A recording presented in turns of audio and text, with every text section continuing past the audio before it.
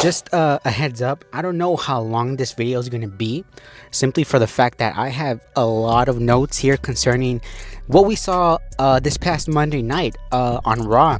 So for the longest time, we sort of had it in our heads that the Bloodline match at War Games was going to be a 4-on-4, strictly Bloodline business, with the exception of the honorary Uce, Sami Zayn.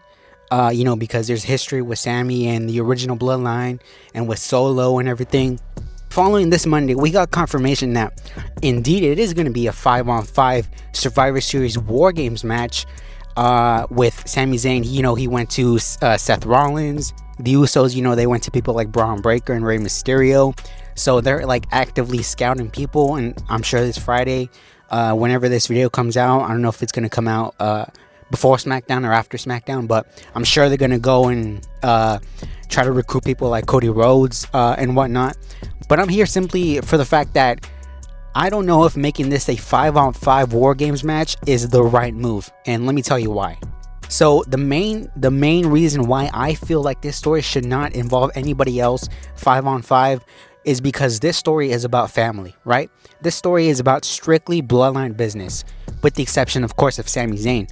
But this story is all about family. The story is that Roman Reigns, he needs to look past his faults, the faults that he has that prevented him from, retaining his title at WrestleMania. The fact that how he treated Jay, how he treated Jimmy, how he treated everybody in that original Bloodline. The fact that, this is really the story about family and not about, let's try to put a lot of people in this match just so that these stories could intertwine with each other. This should be the story of the Bloodline, point blank, period, simple. And now that brings me to my next point, is that 5-on-5 shouldn't really be the default, right? We don't need 5-on-5 every single time for the War Games match. It should be whatever suits the story. If it's three versus 3, if it's 4 versus 4, whatever suits the story. It shouldn't just be 5-on-5, for the sake of 5-on-5. And kind of leads into the fact that, do we really need a War Games match every single year? Because at that point, you kind of risk the War Games concept bleeding into what the Hell in a Cell concept was under Vince McMahon, because that Hell in a Cell concept under Vince McMahon was extremely watered down by the end of it. I mean, you had Hell in a Cell matches that didn't mean anything, that had no stakes to them. Now, this War Games match has been talked about for several months, so I can appreciate the fact that this War Games match is actually means something. But going forward, I think we really need to reevaluate what requires a War Games match. And this is why a lot of people were kind of noting the fact that the Bloodline story recently, as far as like the reunions with Jimmy and with Jay and with Sami, in particular those two, Jay and Sami, the fact that Jay and Sami, their whole dynamic of returning to the Bloodline happened, I think, within less than a month. That really is, I think, a massive fumble on the part of Triple H, because, with Triple H and the Bloodline, I give them the benefit of the doubt of, okay, it may be long-term storytelling, so we kind of have to come back within a month after Survivor Series and kind of reevaluate how every piece of the puzzle, fit individually. But now I'm just kind of thinking, wow, this feels really, really rushed. I mean, Sami and Jay have the biggest gripe against Roman Reigns, right? And these two guys, it's not like these two guys are dummies, right? It's not like these two guys are just gonna easily fall back in line to Roman Reigns. They know what Roman Reigns did to them. They're not stupid. But in this storyline, apparently from one week to the next, it's just, forgotten about. And like Sami said that, oh, there was a connection with everybody, with all four. It's family, it's whatever. But I was kind of left scratching my head to the fact that how these guys easily came back to Roman Reigns after all the shit that Roman Reigns put them through for years. And, they just ran back to him like it was nothing. So that is kind of my a big gripe that I have with this story so far, man, is the fact that it feels rushed as hell.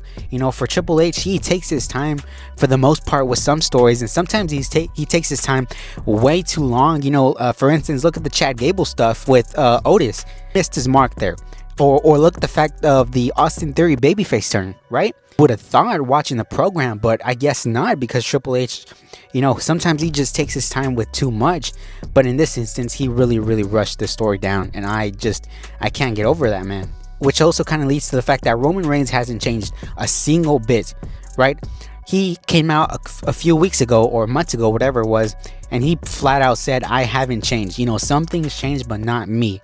And this past week, Sami Zayn demanded, I will join back with you guys with the original Bloodline if you just apologize to Jay. And Roman Reigns simply just didn't even apologize. He made a mockery of it. He said, the only thing I care about right now is Solo. And at the end of the night, again, Sami and Jay and everybody, they're raising the ones up. Like, it just doesn't make sense to me, man. Don't really get me started on, the potential 5-on-5 candidates, because apparently the main rumor going around is that Seth Rollins will join this original Bloodline team at War Games, and the person opposing him to join the Rogue Bloodline, Solo's Bloodline, is going to be Bronson Reed. Now that for a couple reasons makes no sense. Seth Rollins, why would he want to team with Roman Reigns at all, right? This man literally gave his knee, his title, his health up to see Roman Reigns fall, to see his empire crumble at WrestleMania. And all of a sudden, just because Solo Sikoa tries to make a move against Seth Rollins is gonna fall in line and team with Roman. I mean, come on, man. And again, if you really want to have a Seth Rollins and Bronson Reed feud continue to Survivor Series, just have them go at it by themselves. They don't need to be involved in this. This is just overkill at this point to have those two guys in the Bloodline stuff.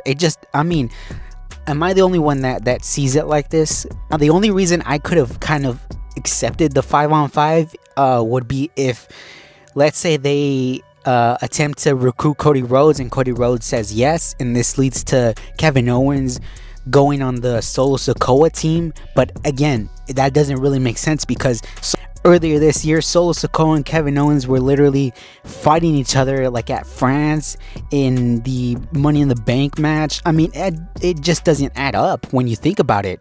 Overall, to kind of condense my points here, is I think this right now, how it looks, doesn't look appealing at all, right?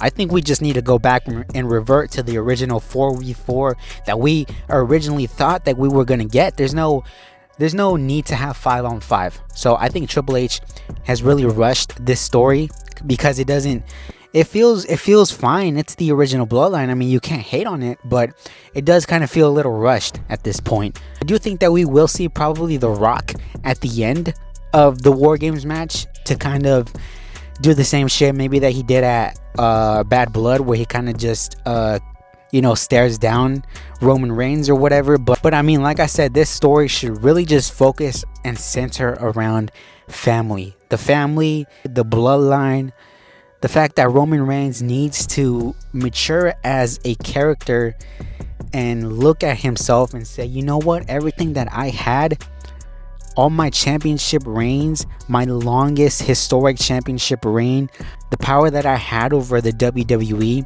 everything is attributed to my family, to Jimmy and Jey Uso, to Sami Zayn, the honorary Us.